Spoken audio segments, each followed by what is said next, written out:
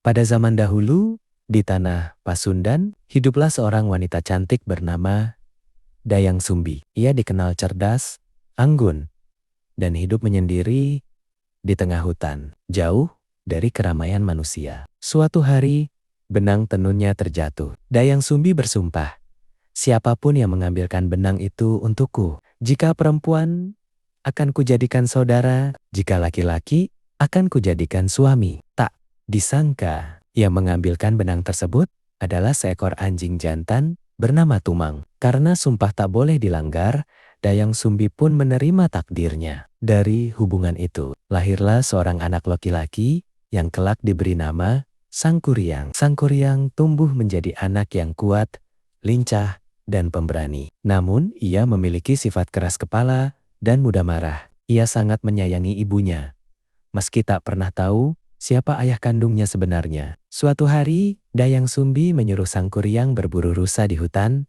bersama Tumang. Namun hingga sore, Sangkuriang tak kunjung mendapat buruan. Karena kesal dan takut dimarahi ibunya, ia justru membunuh Tumang dan membawa hatinya pulang. Saat Dayang Sumbi tahu kebenarannya, ia sangat murka. Dengan penuh amarah, ia memukul kepala Sangkuriang hingga terluka. Sambil menangis, ia mengusir anaknya dari rumah. Sangkuriang pun pergi merantau, meninggalkan kampung halaman tanpa tahu jati dirinya. Bertahun-tahun kemudian, Sangkuriang tumbuh menjadi pemuda gagah dan sakti. Suatu hari, ia kembali ke tanah kelahirannya dan bertemu dengan seorang wanita cantik Dayang Sumbi. Karena kesaktiannya, Dayang Sumbi tetap awet muda dan tak berubah sedikit pun. Sangkuriang jatuh cinta pada wanita itu tanpa menyadari bahwa dialah ibu kandungnya sendiri. Dayang Sumbi pun terpikat pada ketampanan Sangkuriang.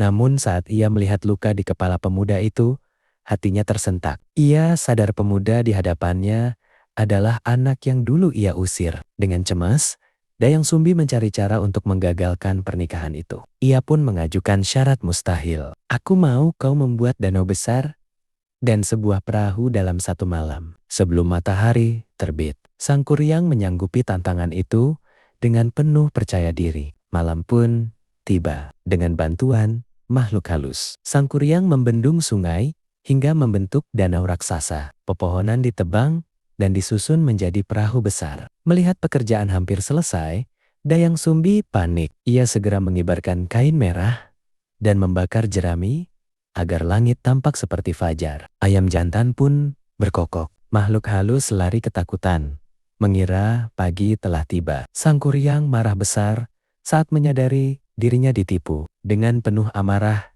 ia menendang perahu raksasa itu hingga terbalik. Perahu tersebut jatuh dan berubah menjadi gunung Tangkuban Perahu. Sementara danau yang hampir jadi mengering dan menjadi daratan. Sangkuriang menghilang entah kemana, meninggalkan legenda yang terus hidup hingga kini. Hingga sekarang, masyarakat percaya bahwa Gunung Tangkuban Perahu adalah saksi bisu kisah cinta terlarang, sumpah, dan takdir yang tak bisa dilawan.